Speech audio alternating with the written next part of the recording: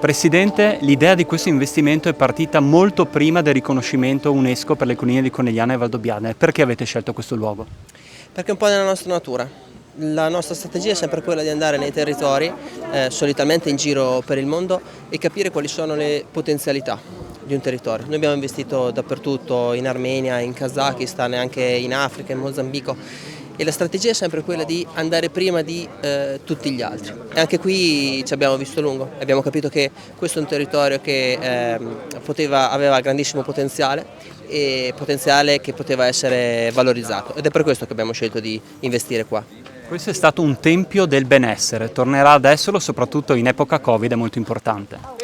Assolutamente, noi pensiamo che il lusso sia non sfarzo, noi pensiamo che il lusso sia benessere, appunto, sia stare bene, ed è per questo che abbiamo scelto di fare questo questo boutique hotel, questo concept hotel, in cui cerchiamo di unire il comfort alla bellezza del territorio. Presidente, un'ultima domanda. Oggi è inaugurato un baluardo per il turismo della Tamarca Trevigiana. È possibile fare un bilancio della perdita che il turismo veneto ha avuto in questi ultimi mesi? Ma guardi, io penso che verosimilmente si va dal 60 al 70% di perdita, soprattutto sul fronte dell'ospitalità, delle strutture alberghiere, perché questi sono i dati che abbiamo.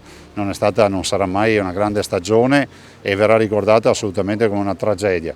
Le imprese vanno aiutate, spero che questi paventati 209 miliardi di euro che hanno annunciato i 420 che arriveranno arrivino sul serio e servano a creare occupazione, posti di lavoro, servano a riportare con forza e con tonicità le nostre imprese sul mercato e quindi tutti possano avere occupazione. Quindi nelle colline del Prosecco di Conegliano e Valdobbiadene non solo il recupero di casere, ma oggi abbiamo visto anche strutture di lusso. Sì, questo è un small luxury hotel, come si dice, no? Un piccolo hotel del lusso.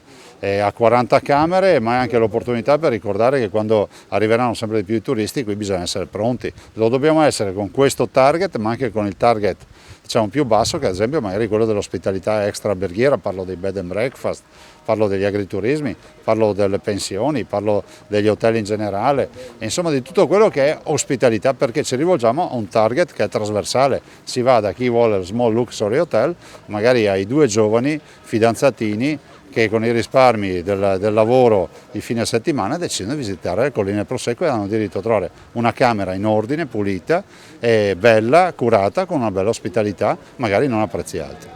Sindaco, oggi ha inaugurato una perla per il turismo, l'offerta turistica del comune di Farra di Soligo, quindi la frazione di Soligo. La storia parla in queste mura, ecco qual è l'auspicio suo? Sì, è stata inaugurata oggi una struttura straordinaria non solo per il comune di Farra di Soligo ma per l'intera area del quartiere del Piave.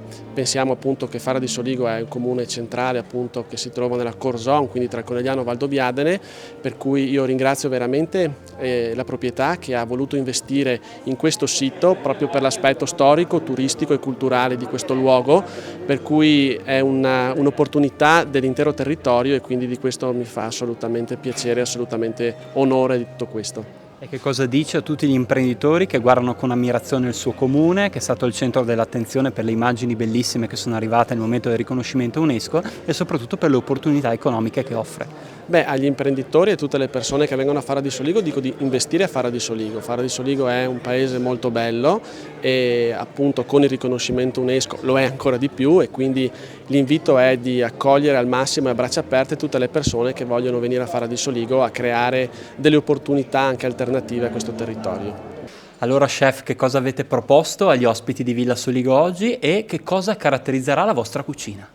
Beh, oggi abbiamo proposto dei piatti del territorio, nonché abbiamo effettuato gli spaghetti al nero di seppia al prosecco con le uova di salmone e della cipolla. Abbiamo fatto un risotto al prosecco con i chicchi di prosecco ghiacciati e i scampi. Questo è un ristorante che apriremo a ottobre.